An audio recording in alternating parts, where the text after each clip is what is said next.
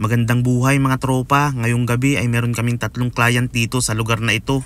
Sa isang spa kami nagsimula ni Jasper. Ito ay isang malaking top load washing machine, water bazooka, Panasonic. Ang problema niya ay nag-H12 siya. Hindi siya gumagana, walang reaction kahit anong pindutin. First of all po, una sa lahat, ang ginawa po natin dito ay nag-troubleshoot. Inisa-isa po natin ang mga parts niya at chinek din po natin ang PCB board niya. Ang aking tiga-video po ngayon ay si Jasper. Umabot din po kami dito ng mga 30 minutes bago po namin matapos. Hindi pa po kasama doon yung pagtetesting natin. Dito po ay susubukan na natin siya ulit kung gagana na po siya. Habang nagtetesting tayo, ito naman po ang aking anak. Nakaupo sa tabi ko. Nag-a-iPad. Ayun, gumana na po siya. Nagkarga na siya ng tubig. Hintayin po natin kung iikot na siya. Yan, nagpakita na ang hinihintay natin. Ang umikot siya.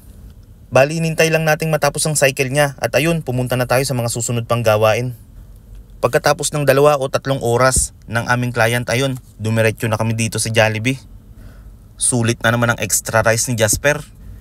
Nakakatuwa lang isipin na ang mga bagay na gusto ni Jasper ay hindi na nababawas dun sa sahod ko.